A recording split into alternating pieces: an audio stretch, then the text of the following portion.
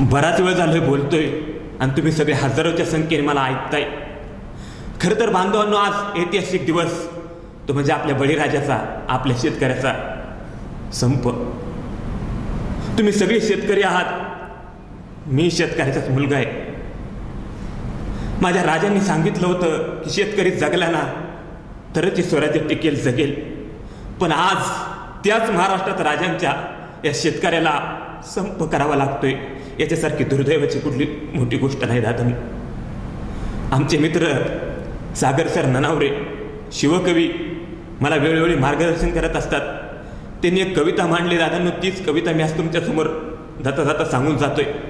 त्या कवितेचं वर्णन त्यांनी असं केलंय: एक जीवनाचा दिवस तो, पाटव आमचा शेतकरी लवकर उठतो, आंघोळ पांघोळ करतो आणि राजांच्या मूर्तीसमोर, घरात लावलेल्या त्या मूर्तीसमोर तो हात जोडतो आणि तो आपलं घरानं आपल्या राजाला सांगायला लागतो की राज, संप होईल भूकंप आता, जीव हा तळमळतोय, माफ करा राज, आता संपावर जातोय.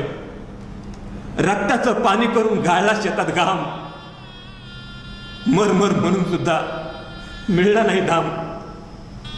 शिळं पाकत तुकडं इथं रोज रोज खातोय, माफ करा राज, आता संपावर जातोय. ज्या दुधाने झालं मोठा त्या दुधाचा होतोय चिखल, ज्या दुधाने झालं मोठा त्या दुधाचा होतोय चिखल. खालचात पडल्यात बॅगा पण कुणीच घ्यायना दखल. लेकरा बाळांचा जीव आमचा कासावीस होतोय, माफ करा राज, आता संपावर जातोय.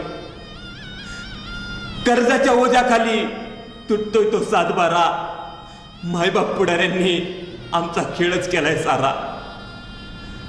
खादी मधला रक्षण करता अंत आमचा पाहतोय, माफ करा राज, आता संपावर जातोय. मॉलसाठी अफाट पैसा पण भाज्यांसाठी करतात भाव, आपलीच माणसं सुद्धा काजावर घालतात घाव. राज, अश्रूंचा जरा आता दुष्काळातही वाहतोय, माफ करा राज, आता संपावर जातोय. माफ करा राज, आता संपावर जातोय. माफ करा राज, आता संपावर जातोय.